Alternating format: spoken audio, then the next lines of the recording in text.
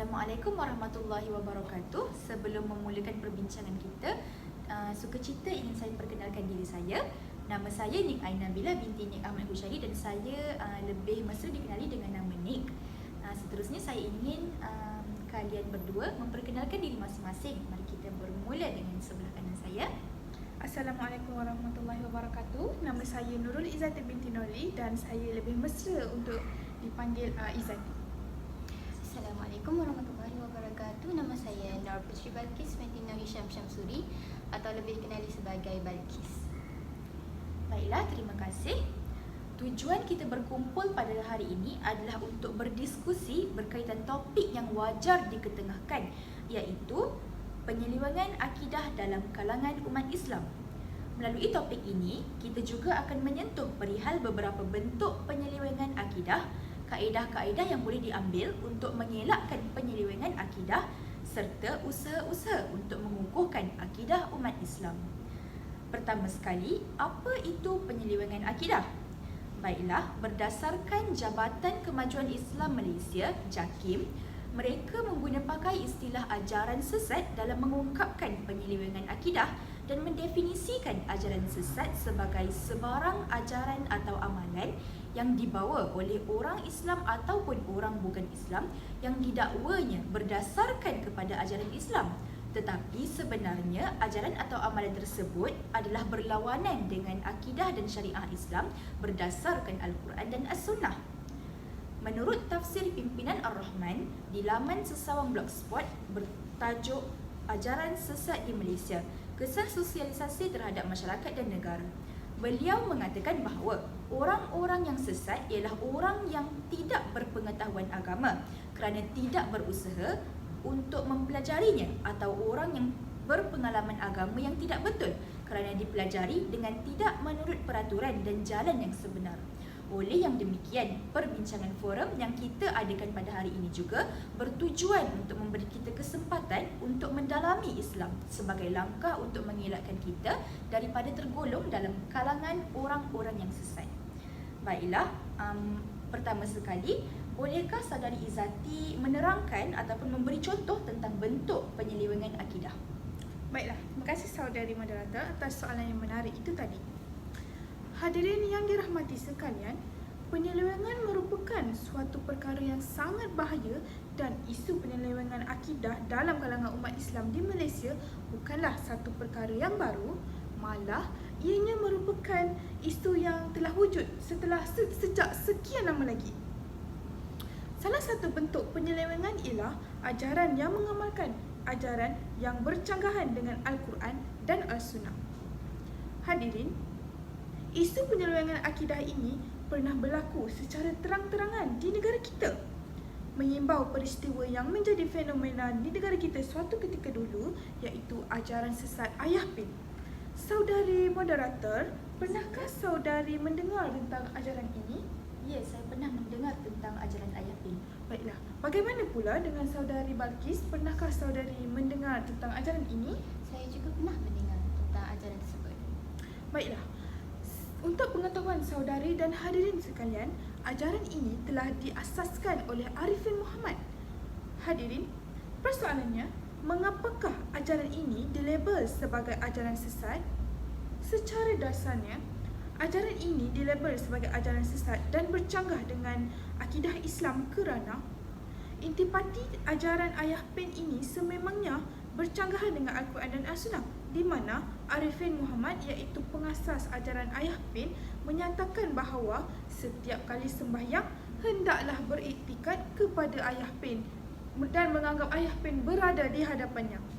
Perkara ini sememangnya bercanggahan dengan ajaran Al-Quran dan As-Sunnah kerana dalam sembahyang kita perlulah beriktikad kepada Allah Subhanahu Wa Taala semata-mata, bukannya makhluk lain.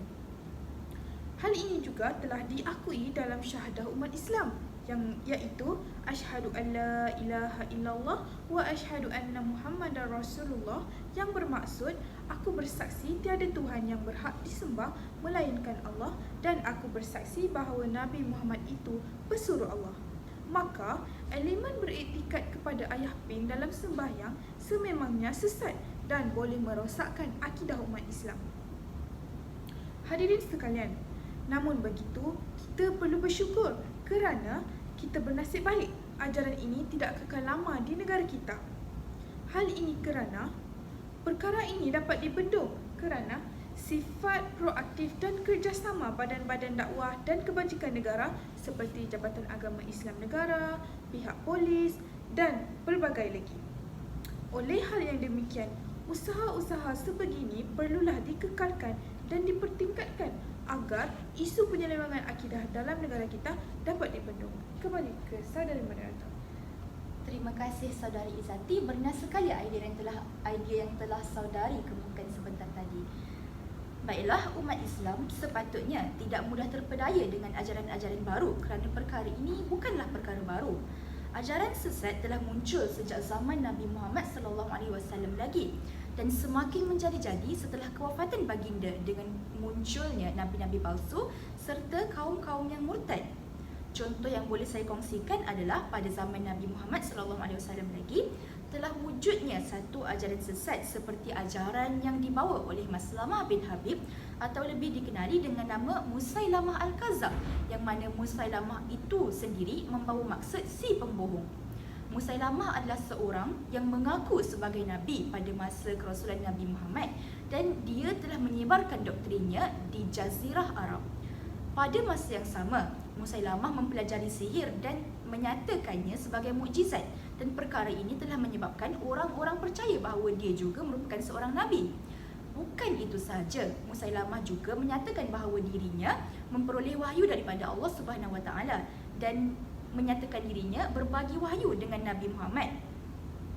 Dia juga berusaha untuk menghapuskan kewajipan untuk melaksanakan solat serta memberikan kebebasan untuk melakukan seks bebas serta mengkonsumsi alkohol. Oleh itu, kita sepatutnya mempelajari sirah Nabi agar dapat mengambil pengajaran serta teladan daripada setiap perkara yang telah berlaku pada zaman dahulu.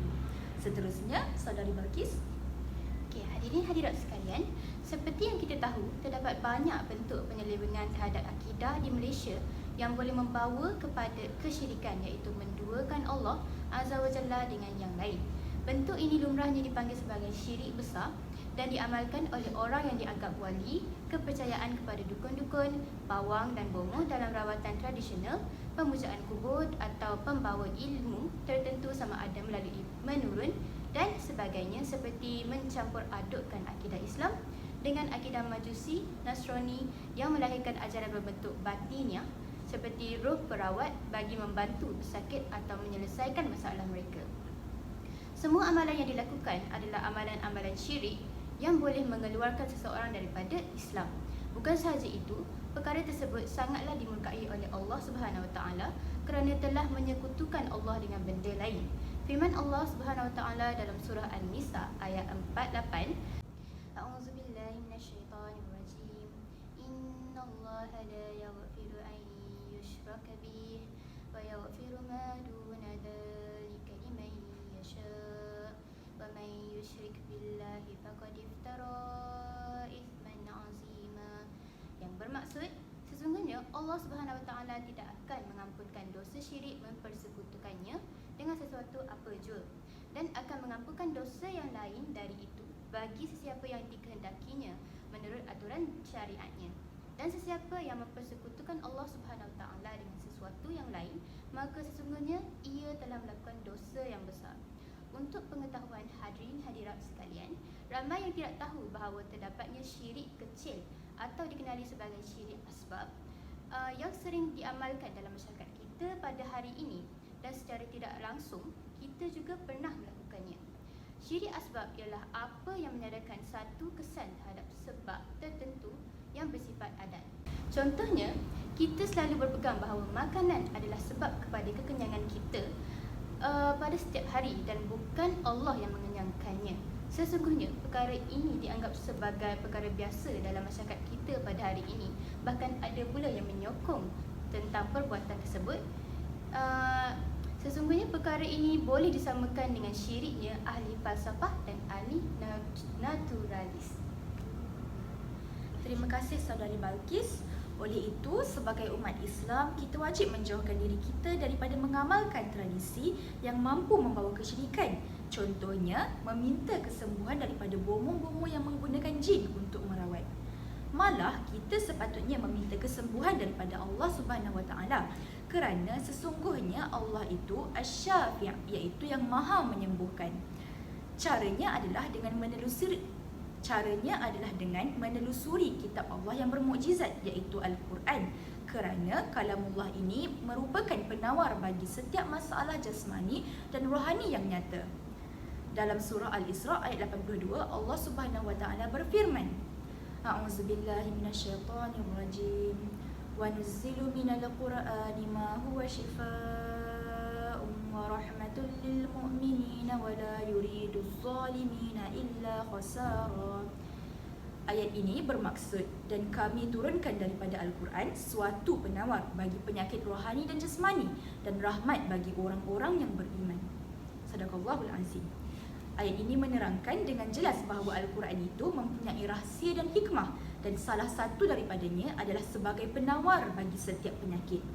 Oleh itu, kita mestilah mengukuhkan iman walaupun diuji dengan ujian yang berat, agar tidak terjebak dengan perkara-perkara yang mampu menjatuhkan kita daripada landasan Islam yang sebenar dan menyebabkan kita syirik kepada Allah Subhanahu Wa Taala. Nauzubillahi min zalik. Seterusnya, saya ingin mendengar pendapat daripada saudari Izzati berkenaan dengan cara untuk mengukuhkan akidah Islam.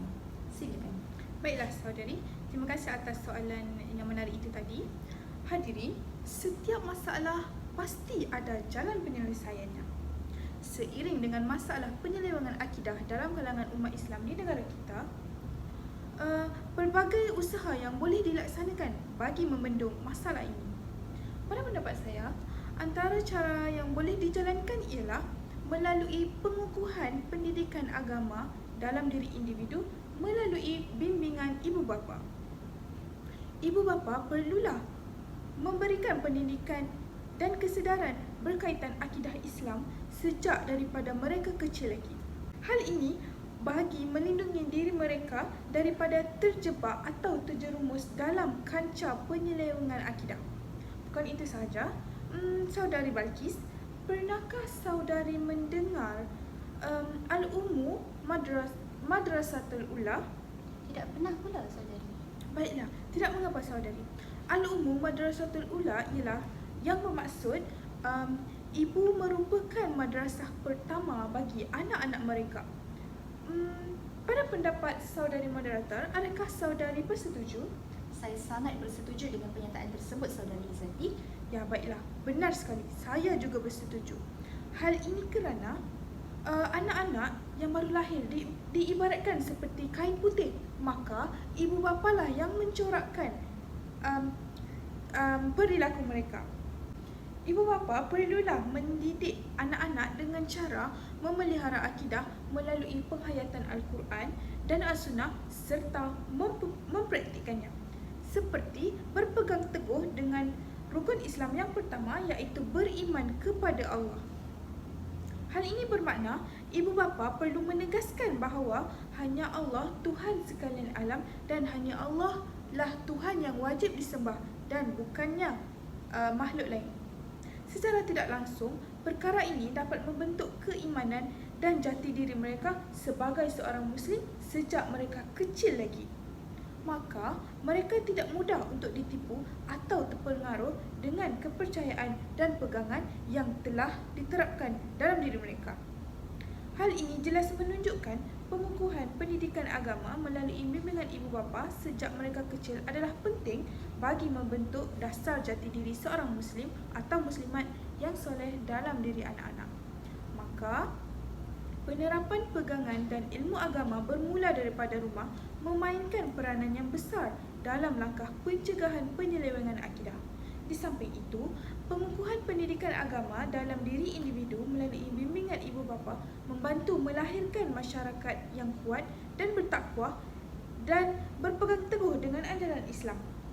Hal ini dikatakan demikian kerana seperti yang kita ketahui, dalam fasa perkembangan anak-anak, mereka memerlukan banyak bimbingan. Mereka mudah untuk mengikuti apa yang mereka lihat dan mempelajari daripadanya. Maka, pendedahan akidah Islam sejak mereka kecil mampu mewujudkan keimanan yang kukuh dan memupuk jati diri yang kuat dalam diri mereka sebagai seorang Muslim. Kembali ke saudari moderator. Terima kasih Saudari Izzati. Seperti yang telah dinyatakan oleh Saudari Izzati sebentar tadi, ibu bapa merupakan pembimbing pertama kepada anak-anak dan mereka jugalah pendidik pertama anak-anak mereka. Oleh itu, ibu bapa sepatutnya mengamalkan gaya hidup Islam di rumah agar anak-anak dapat mempelajari kehidupan beragama sejak kecil lagi. Hal ini penting sebagai usaha untuk menerapkan pegangan agama yang kukuh dalam diri anak-anak. Guru-guru juga tidak terlepas daripada mempunyai peranan yang penting untuk mendedahkan Islam secara lebih meluas kepada murid-murid di sekolah. Kesannya, umat Islam di Malaysia tidak mudah terpengaruh dengan ajaran-ajaran sesat yang mampu membawa mereka ke jalan yang tidak benar kerana penuhnya ilmu dan iman di dada. Seterusnya, Saudari Balkis. Baiklah, saudari, pada pandangan saya, cara pengukuhan akidah supaya tidak melanggar syariat Islam dan diterima amal ibadahnya oleh Allah, ia bermula dengan muahadah. Baiklah saudari, pernahkah saudari sekalian mendengar akan perkataan muahadah atau mengetahui akan maksudnya? Saya belum pernah mendengar perkataan tersebut. Saya juga baru tidak pernah mendengarnya saudari. Baiklah saudari, maksud muahadah ialah perjanjian di mana seseorang individu itu perlu berjanji kepada Allah Subhanahu Wa Taala dan berazam untuk melaksanakan perintahnya dan mengingati setiap pelanggaran janji akan membawa kepada keburukan kepada diri sendiri. Sebarang perkataan atau perbuatan yang bertentangan dengan ketaatan kepadanya akan membatalkan 2 kalimah syahadah seseorang Muslim. Kalimah ini dianggap perjanjian seorang Muslim kepada Allah Subhanahu Wa Taala. Contohnya, sesungguhnya solatku, ibadahku, hidupku dan matiku hanyalah untuk Allah semesta alam. Kaedah ini selalunya dilakukan secara bersendirian kepada Allah, bermunajat dan mengingati ikrar yang dilafazkan di dalam solat. Sesungguhnya kaedah ini akan memberikan kita rasa gentar, hibah dan takut kepada Allah Azza wa Jalla dan seterusnya menguatkan akidah seseorang Muslim. Pada pendapat saya, muahadah ini sangat penting dalam hidup seseorang Muslim pada hari ini kerana cara ini sangat bagus untuk kita supaya tidak terlanjur ke jalan yang sesat dan untuk memastikan akidah kita tidak rosak daripada kes-kes ajaran sesat. Terima kasih Saudari Balkis. Saya sangat bersetuju dengan pendapat yang telah pun diutarakan oleh Saudari Balkis sebentar tadi. Umat Islam wajib beriman bahawa adanya malaikat yang sentiasa menjalankan perintah Allah. Contohnya, seperti yang dinyatakan dalam rukun iman, iaitu beriman kepada malaikat.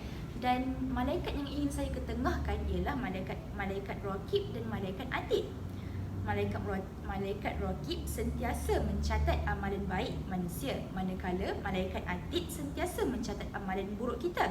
Dan setiap catatan amalan kita ini akan dihisap pada hari akhirat kelak. Oleh itu, kita mestilah berfikir terlebih dahulu sebelum melakukan sesuatu perkara kerana malaikat ini sentiasa bersedia untuk mencatat segalanya dan Allah Subhanahu Wa Taala adalah Maha melihat setiap sesuatu perkara dan tidak ada satu pun perkara yang terlepas daripada pandangannya. Dan Allah juga telah berjanji ganjaran syurga kepada orang yang mematuhi setiap perintahnya dan Allah juga berjanji balasan api neraka kepada mereka yang mengingkari arahannya. Oleh itu, marilah kita sama-sama memperbanyak amalan-amalan baik dan memakai sifat-sifat terpuji seperti mana yang telah diajar oleh Rasulullah SAW. Seterusnya, saya juga suka cita ingin membuka topik berkaitan langkah untuk mengatasi masalah penyelewengan akidah ini. Bolehkah Saudari Izzati berkongsi idea Saudari? Baiklah. Antara langkah yang dapat dilakukan bagi membendung masalah penyelewengan akidah dalam kalangan umat Islam di negara kita ialah pihak kerajaan perlulah menggalakkan dan merancangkan lagi kegiatan pencegahan penyelewengan akidah ini. Operasi ini perlulah dijalankan daripada sebesar-besar bandar hingga ke sekecil-kecil desa. Hal ini bagi memastikan kegiatan penyelewengan ini tidak berlaku di negara kita walaupun di mana-mana sahaja. Bukan itu sahaja, dengan berlakunya operasi ini, Ia mendorong kepada pencegahan awal supaya negara kita selamat dan bebas daripada masalah penyelewengan akidah dalam kalangan umat Islam di negara kita. Maka dengan itu, akidah umat Islam di negara kita akan lebih terpelihara. Bukan itu sahaja, bagi merealisasikan usaha ini, pelbagai pihak, kerjasama daripada pelbagai pihak perlulah dilakukan. Hal ini kerana bagi menjayakan usaha ini bukanlah satu perkara yang mudah. Maka hal ini dapat dilakukan dengan cara gabungan beberapa jabatan yang kuat di negara kita seperti Jabatan Agama Islam, pihak polis, Jabatan Kebajikan dan Jabatan Rukun Tetangga. Dengan gabungan ini, ia mampu membentuk pasukan dan ummah yang kuat bagi memerangi isu penyelewengan akidah dalam kalangan umat Islam di negara kita. Hal ini secara tidak langsung menjadikan akidah sejak umat Islam di negara kita dapat dipelihara dan pegangan umat Islam di negara kita dapat dikekalkan. Kembali ke saudara Nida. Terima kasih saudari Izzati. Bagaimana dengan saudari Balqis? Adakah saudari mempunyai idea yang ingin diketengahkan? Baiklah saudari sekalian, walaupun sering kali kita dengar dan lihat akan perbuatan penyelewengan akidah dalam kalangan masyarakat kita pada hari ini, saya yakin kita boleh cegah kembali akhlak dan akidah umat Islam pada hari ini. Bagi saya, langkah yang penting, yang paling penting ialah dengan berpegang teguh pada ajaran Allah Subhanahu Wa Taala. Seperti yang kita tahu, Muslim berpegang teguh bahawa Islam datangnya daripada dua sumber. Salah satunya ialah Al-Quran dan satu lagi adalah As-Sunnah. Sunnah atau mengambil contoh daripada kehidupan Nabi Muhammad SAW, iaitu kekasih Allah Azza wa Jalla. Allah telah berfirman dalam surah Al-Jasiyah ayat 20, A'udzu billahi minasyaitonir rajim. Hadza basairu lin-nasi wa hudan wa rahmatul liqaumin yuqinun. Sadaqallahul azim. Yang bermaksud, Al-Quran ini adalah pedoman bagi manusia, petunjuk dan rahmat bagi kaum yang meyakini. Selain itu, Allah Subhanahu Wa Taala menasihatkan kita dengan firman-Nya yang bermaksud, dan ikutilah sebaik-baik apa yang diturunkan kepadamu daripada Tuhanmu sebelum datang azab kepadamu dengan tiba-tiba sedangkan kamu tidak menyadarinya. Seterusnya, kita juga perlu merujuk kepada sunnah Nabi kerana apa yang dikatakan oleh baginda melalui perkataan, perbuatan atau takrir, iaitu persetujuan, adalah benar dan berlandaskan isi-isi yang ada di dalam Al-Quran. Sebagai contoh, di dalam hadis, Nabi Muhammad SAW telah memudahkan lagi cara melakukan solat, sedangkan di dalam Al-Quran tidak menjelaskan secara terperinci akan cara melakukan solat. Jelaslah di sini hadirin hadirat sekalian bahawa Al-Quran dan As-Sunnah itu sumber yang sangat meyakini dan perlu kita ambil sebagai panduan hidup kita supaya tidak lari dari akidah yang sebenar. Terima kasih saudara Balqis. Saya juga ingin berkongsi cara ataupun langkah lain untuk mengatasi masalah penyelewengan akidah ini. Inisiatif lain yang wajar kita terapkan dalam kehidupan seharian kita sebagai seorang Muslim adalah dengan menguatkuasakan undang-undang di Malaysia. Untuk makluman semua, negara Malaysia tidak terlepas daripada menjadi negara yang mana terdapat beberapa kumpulan yang sengaja menyebarkan ajaran sesat kepada masyarakat Islam pada hari ini. Sasaran utama mereka adalah dalam khalayak orang kampung kerana kebanyakan orang-orang kampung kurang terdedah dengan ajaran Islam yang sebenar. Ada juga yang mengajar ajaran sesat mereka di dalam media sosial. Contohnya, pada bulan Mac lepas di Johor, terdapat satu kumpulan yang dikenali sebagai Seahawk yang telah menghina Islam dan Nabi Muhammad SAW melalui aplikasi TikTok. Video berdurasi 17 saat itu memaparkan 4 orang lelaki yang menyokong kumpulan Seahawk tersebut. Mereka telah mengatakan bahawa Nabi Muhammad SAW adalah Tuhan kita, sedangkan baginda merupakan utusan daripada Allah Subhanahu Wa Taala. Untuk pengetahuan saudari juga, kegiatan mereka ini telah dimulakan sejak Julai 2021 dan isi kandungan ajaran mereka jelas menunjukkan penyelewengan dan bercanggah dengan apa yang diajarkan dalam Al-Quran dan As-Sunnah. Walau bagaimanapun, Polis telah menahan ahli kumpulan tersebut dan bekerjasama dengan Jabatan Agama Islam Johor JAIJ dalam kes berkenaan supaya ajaran Islam tidak dicemari oleh kumpulan-kumpulan yang bertindak sebegini. Di sini kita boleh lihat betapa pentingnya sesebuah undang-undang terhadap agama Islam kita kerana kita dapat melindungi ajaran agama kita daripada dicemari oleh perbuatan masyarakat-masyarakat yang tidak cakna sebegini.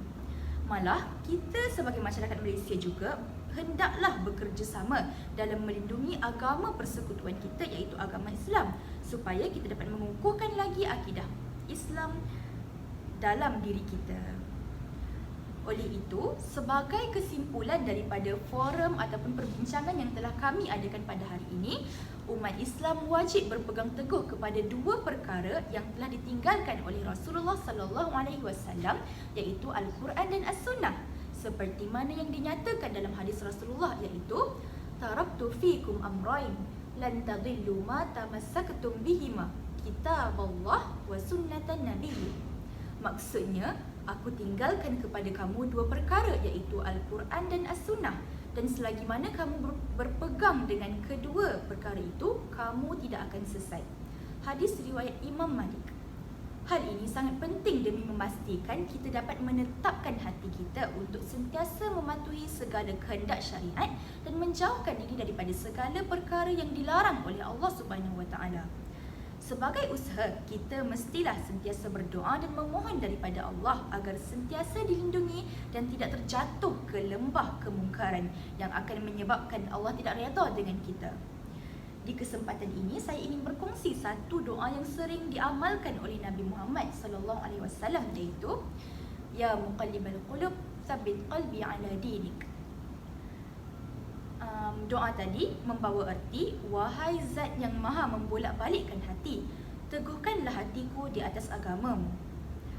Konsekuensi daripada umat Islam yang berpegang teguh kepada ajaran Islam adalah kita dapat mewujudkan keharmonian di negara kita kerana kita sentiasa mendapat limpah kurnia dan rahmat daripada Allah Subhanahu Wa Taala. Baiklah, sekian sahaja diskusi kita berkaitan mauduk forum kita pada hari ini. Moga-moga kita semua dapat menjadi Muslim sejati dan mendapat syafaat daripada Rasulullah di hari akhirat kelak. Sekian sahaja daripada kami. Saya Nin Ain Nabilah binti Ahmad Hushairi. Saya Nurul Izzati binti Norli. Saya Nabutri Balkis binti Hisham Syamsuri. Sekian daripada kami. Assalamualaikum warahmatullahi wabarakatuh.